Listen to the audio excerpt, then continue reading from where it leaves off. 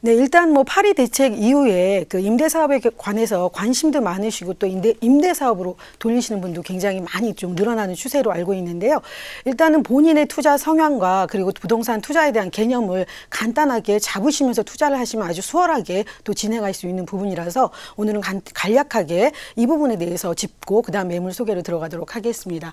일단 부동산 투자 개념 잡기 해서 한번 이렇게 보시겠는데요.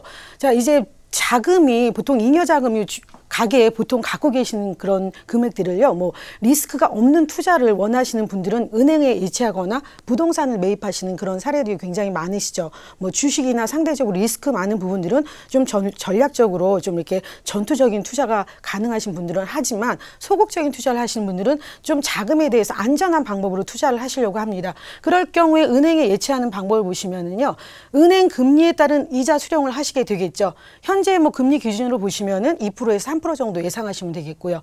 뭐 해지를 하거나 만기가 도래될 시에는 원금과 이자를 수령하는 그런 부분이 이제 은행에 예치하는 방법이 되겠고요. 일단 부동산을 매입하시는 분들은 임대차 계약에 따른 월세 수령을 하시게 되겠죠.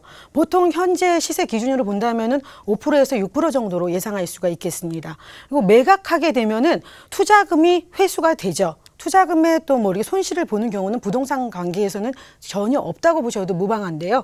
그 다음에 플러스 알파의 요인이 작용한다고 말씀드릴 수 있겠습니다. 이 플러스 알파라는 거는 결국은 보유 기간이 지나면 부동산 가격이 상승한다는 거죠. 가치가 상승하기 때문에 이 가치 상승분에 대해서 플러스 알파를 가져갈 수 있는 부분이 부동산 매입하실 경우에 보실 수 있는 어떤 그런 특혜라고 보시면 되겠습니다. 자, 이제 수익형 부동산과 차익형 부동산에 대해서 부동산 매입을 하시면서 관심을 이렇게 다르게 두셔야 되는 부분인데요. 수익형 부동산 같은 경우에는 결국은 주변 인프라가 아주 잘 구축이 되어져 있죠. 그래서 인기가 있는 지역들이다 보니까 교통이나 어떤 지역적인 인프라 자체가 워낙 탄탄하기 때문에 임대 수익률이 높습니다. 그러니까 임대가가 높게 받을 수 있다. 이렇게 보시면 되겠는데요.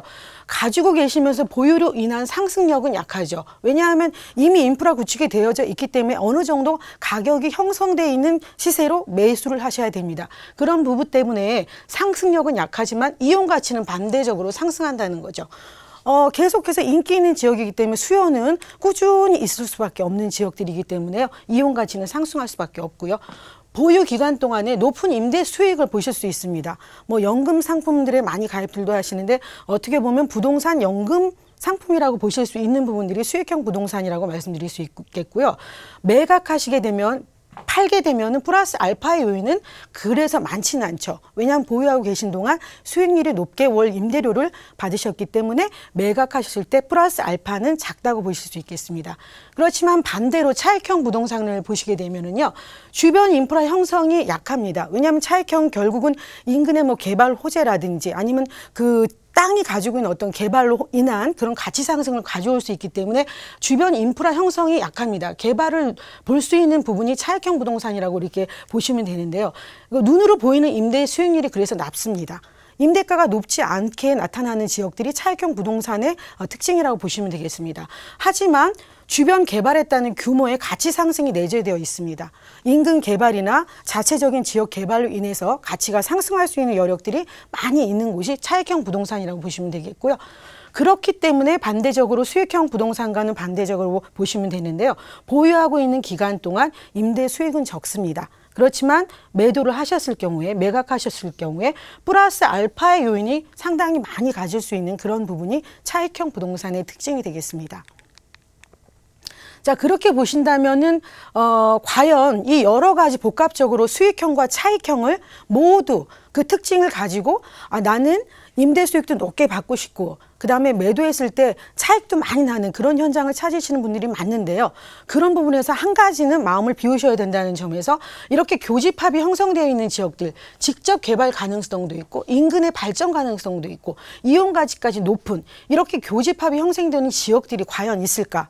이런 부분을 생각해 보신다면은 찾기가 상당히 쉽지가 않습니다. 그렇기 때문에 그냥 나는 보유하고 있는 기간 동안 수익형으로 높은 임대료를 원한다. 그렇게 판단을 하신 분들은 수익형 부동산으로 하시면 되겠고요. 그렇지 않고 반대적으로 보유하고 있는 기간 동안은 그냥 기다리면서 앞으로 매각을 했을 때 나는 높은 어떤 시세 차익을 보고 싶다. 그런 분들은 차익형 부동산으로 접근하시면 되겠습니다.